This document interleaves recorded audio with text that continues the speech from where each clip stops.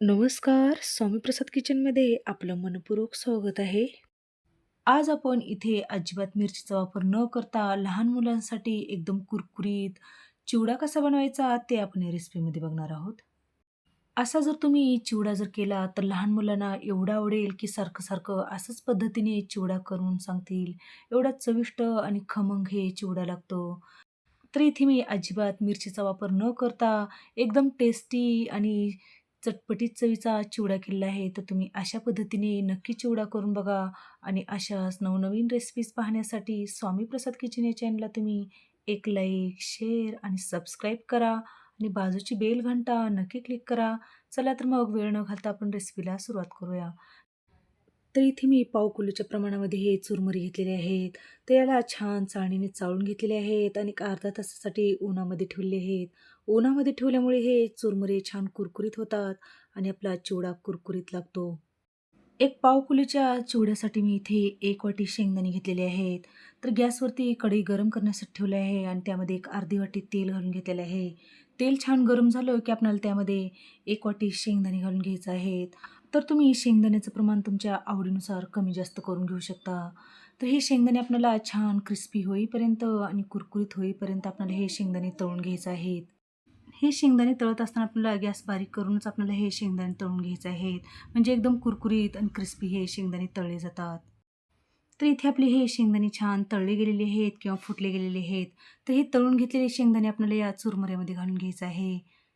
तर सेम पद्धतीनेच आपल्याला फुटाण्याचं डाळं पण आपल्याला तळून घ्यायचं आहे. त्यासाठी तेल पण छान गरम झालेलं आहे. तर हे फुटाण्याची डाळं तळत असताना आपल्याला मंद गॅसवरच हे डाळं आपल्याला तळून घ्यायचं आहे. कारण हे अगोदरच भट्टीमध्ये भाजलेले असतात आणि कुरकुरीत असतात म्हणून आपल्याला फार जास्त वेळ हे लागत नाही डाळ तळण्यासाठी म्हणून आपल्याला मंद गॅसवर 1 मिनिटभरासाठीच हे डाळ तळून घ्यायचं आहे. तर बघू शकता आपल्या इथे मस्त हे डाळं छान तळलं गेलेलं आहे. तर हे तळून घेतलेलं डाळं आपल्याला या चुरमुऱ्यामध्ये काढून घ्यायचं आहे. तर लगेचच आपल्याला कढीपत्त्याचे पानं तळून घ्यायचे आहेत. तर कढीपत्त्याची पानं आपल्याला छान कुरकुरीत होईपर्यंत तळून घ्यायचं आहे. जर यामध्ये थोडंसं ओलसरपणा जर असला तर आपला चिवडा नरम पडण्याची शक्यता असते म्हणून आपल्याला हा कढीपत्ता कुरकुरीत होईपर्यंत तळून घ्यायचा आहे. तर त्याच कढीपत्त्यामध्ये मी इथे एक अर्धी वाटी कोथिंबीर घालून घेतलेली आहे. कढीपत्त्यासोबत आपल्याला हे कोथिंबीर पण छान कुरकुरीत होईपर्यंत तळून घ्यायचं आहे.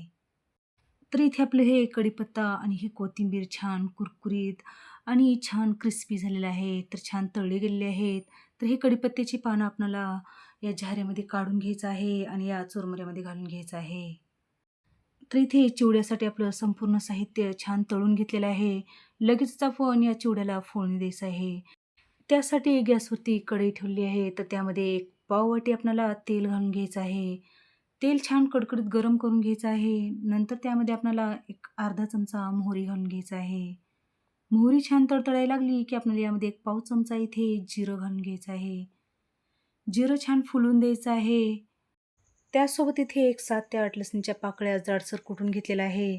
ते लसूण आपल्याला यामध्ये घालून घ्यायचं आहे आणि मंद गॅसवर आपल्याला छान तांबूस कलर येईपर्यंत किंवा गोल्डन कलर येईपर्यंत हा लसूण परतवून घ्यायचा आहे. तर इथे थोडंसं आपला लसूण परतल्यानंतर आपल्याला यामध्ये एक अर्धा चमचा हळद पावडर घालून घ्यायचा आहे. नंतर आपल्याला यामध्ये एक अर्धा चमचा साखर घालून घ्यायचा आहे. त्याचसोबत आपल्याला यामध्ये चवीनुसार मीठ घालून घ्यायचं आहे. तर इथे मी अजिबात मिरचीचा वापर न करता हे चिवडा केलेला आहे. तर अशा पद्धतीने तुम्ही नक्की चिवडा करून बघा. एवढा टेस्टी आणि खमंग हा चिवडा लागतो आणि लहान मुलांसाठी एकदम परफेक्ट हा चिवडा बनून तयार होतो. तर हे सगळे जिन्नस घातल्यानंतर 1 मिनिटभरासाठीच आपल्याला हे सगळे जिन्नस छान परतवून घ्यायचं आहे. तर 1 मिनिटभर झाल्यानंतर आपल्याला हा सगळाच मसाला आपल्याला या चुरमुऱ्यावरती घालायचा आहे आणि छान आपल्याला या चुरमुऱ्यामध्ये हे सगळे जिन्नस एकजीव करून घ्यायचे आहेत किंवा मिक्स करायचे आहे. तर इथे आपण जे चिवड्यामध्ये कोथिंबीर आणि कढीपत्ता घातलेला होता, तो हाताने आपल्याला थोडासा चुरून घालायचा आहे, म्हणजे या चिवड्याला चव अगदी छान येते. तर मी हाताने कढीपत्ता आणि कोथिंबीर चुरलेला माझा व्हिडिओ स्किप झालेला आहे. तर बघू शकता यामध्ये अजिबात कढीपत्त्याची कुठेही पानं दिसत नाहीत. तर हा कढीपत्ता मी हाताने चुरून घेतलेला आहे. अशा पद्धतीने जर तुम्ही चिवडा जर केला, तर लहान मुलांना खूपच आवडेल. लहान मुलंच का मोठे पण खूप आवडीने खातील. तुम्ही अशा पद्धतीने चिवडा नक्की करून बघा.